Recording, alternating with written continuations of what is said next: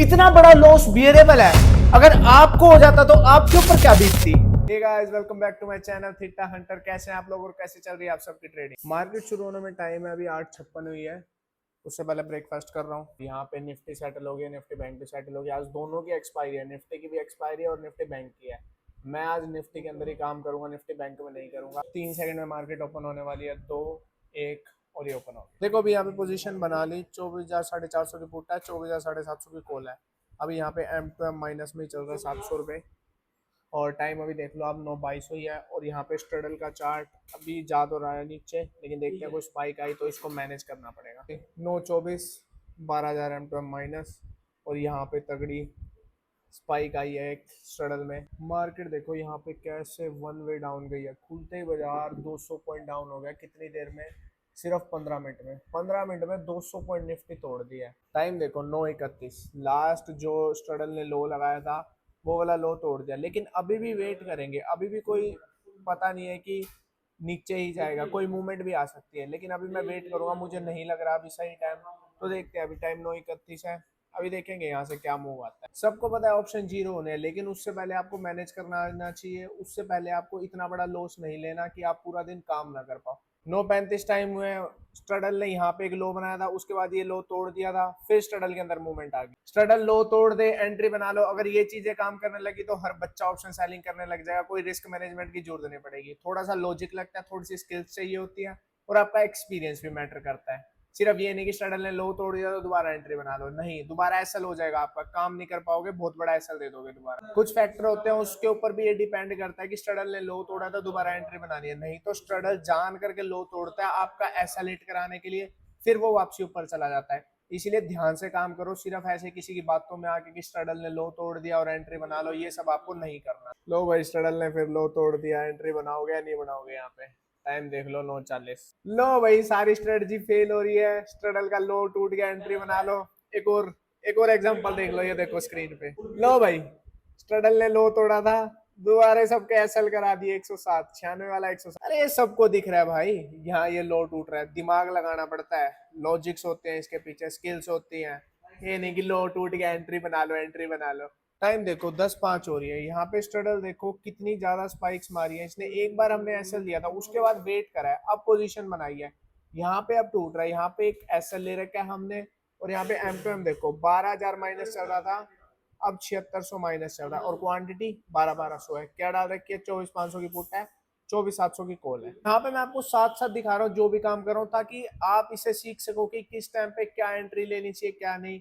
और ये सब आपके लिए फ्री में है, इसकी कोई फीस नहीं है। यहाँ पे आपको बहुत कुछ सीखने को मिलेगा अगर आप पूरी वीडियो ध्यान से देखोगे। अभी टाइम देखो 10:30 हुई है। सुबह हमारा 12,000 रुपए का एसएल हिट हो गया था, अभी सारा रिकवर हो गया। बहुत गंदे तरीके से आज सेलर्स की वाट लगाई जा रही है। यहाँ पे स्पाइक देखो, एम टू एम देखो। अभी जो 2,000 रुपये माइनस एम टू एम चल रहा था, 17,000 रुपये एम टू एम माइनस हो गया, 77 रुपये से 90 रुपये। और क्या यहाँ पे सब कुछ माइनस करती है। यहाँ पे डेल्टा फेल हो जाता है। यहाँ पे जो काम करता है वो आईवी काम करती है। आईवी के अंदर स्पाइक आया था, अभी प्रीमियम के अंदर स्पाइक आ गया, नहीं तो इतनी मूवमेंट आती है। सिर्फ 25 पॉइंट की मूवमेंट आई थी मार्केट के अंदर, और यहाँ पे ऐसे रिट हो गए। अब थोड़ा मुश्किल लग रहा है लॉस रिकवर होना, क्योंकि 17,000 रुपये का लॉस हो गया। अभी टाइम हुआ है सिर्फ 11:15। तो भी अगर एक दो और स्पाइक आ गई ऐसी, तो सब कुछ खत्म हो जाएगा। जो डे का एसएल है वो हिट हो जाएगा, उसके बाद काम नहीं कर पाएंगे। अभी देखो यहाँ पे ये 23 रुपए का एसएल हिट करा के 13-14 रुपए चल रही है। सिर्फ एक ये डिसएडवांटेज है जो ऑप्शन सेलर को मारते हैं, कि ऑप्शन सेलर का एसएल हिट करा के जो ऑप्शंस वापसी उसी जगह पे आ जाते हैं, वो सिर्फ ऑप्शन सेलर को मारते हैं।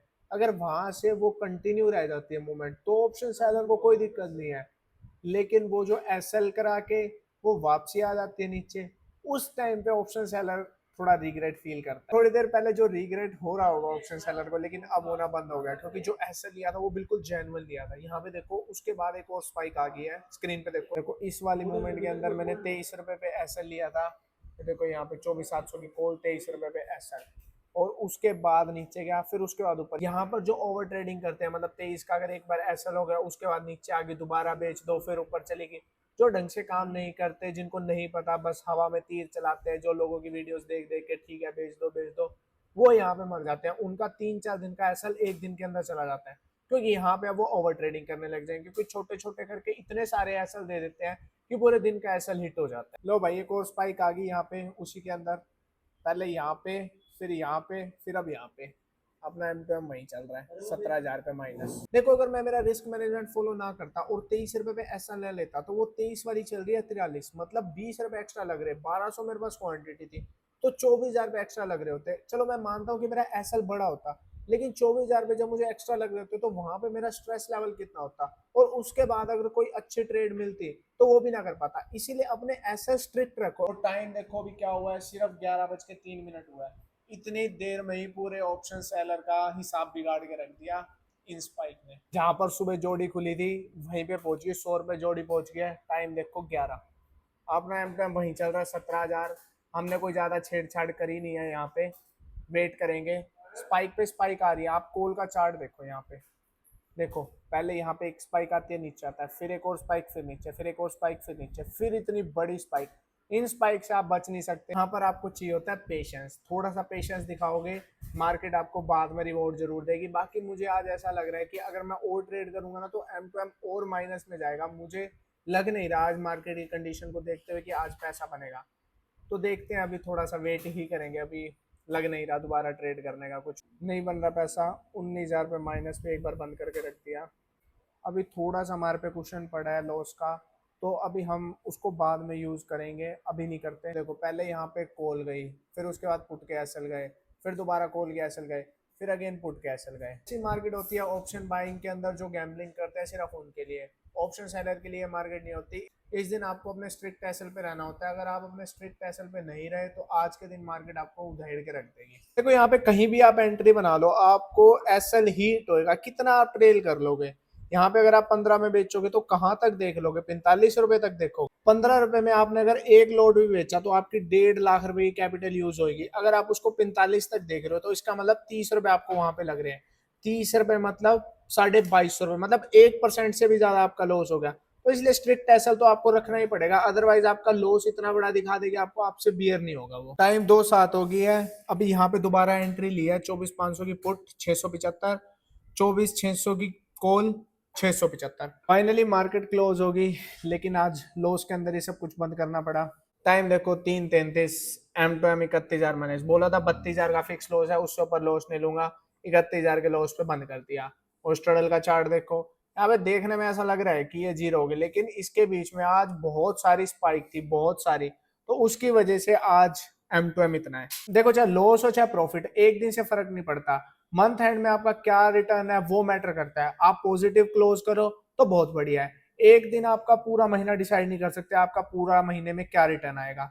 आज महीना खत्म हो गया, हमारा जो महीना खत्म होता है वो लास्ट थर्सडे को होता है। तो अभी तक जो रिटर्न आई आज शाम को पता लग जाएगी। आज का जो लॉस है इस मंथ का मेरा सबसे पहला लॉस है, और सबसे बड़ा, मतलब सबसे पहला तो नहीं, सबसे बड़ा लॉस है। जब मैं डे लॉस के अंदर एंड कर रहा हूँ, और सबसे बड़ा लॉस इतना हुआ है मेरे को मंथ का पहला।